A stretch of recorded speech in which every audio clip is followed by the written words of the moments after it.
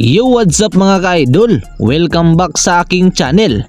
At ngayong araw pag-uusapan natin ang isa sa pinakamainit na usapan sa PBA Finals tungkol kay RJ Abarrientos. Habang maraming fans ang nagsasabing isa siya sa pinakamalakas na kandidato para sa Best Player of the Conference o BPC, iba ang nasa isip ni RJ Abarrientos at ang sagot niya, panalo para sa team ang mas mahalaga. Sa mga nakaraang laro mga ka-idol, talagang nag-iingay ang pangalan ni RJ Abarrientos.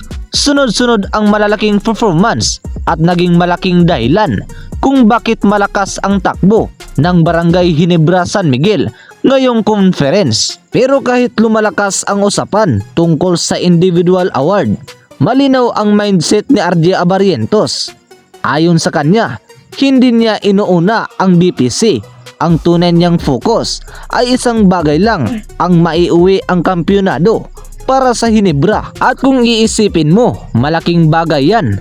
Kasi sa panahon ngayon, maraming player ang gustong makakuha ng personal award para sa legacy o recognition. Pero si RJ mga ka-idol, mas gusto niyang maalala bilang player na tumulong manalo kaysa player na maraming individual trophies. Ito rin siguro ang dahilan kung bakit mas lalong bumilib ang fans ng Ginebra sa kanya. Hindi lang scoring ang dala ni RJ sa laro mga ka-idol, isa rin siyang leadership, paggawa ng tamang desisyon at willingness gawin ang maliliit na bagay para manalo ang team. Sa mga nakaraang performance niya, pinakita niyang hindi lang siya scorer, kundi isa rin siyang playmaker at floor leader. At isipin nyo ito, kapag mas inuuna ng player ang team kaysa sa sarili, doon madalas lumalabas ang pinakamagandang laro. Kaya ngayon malaking tanong, mas importante ba ang BPC para kay RJ Abarrientos o mas matimbang talaga ang championship ring? Sa mga sinasabi ni RJ Abarrientos, parang malinaw na ang sagot. Kayo mga ka-idol, anong masasabi nyo?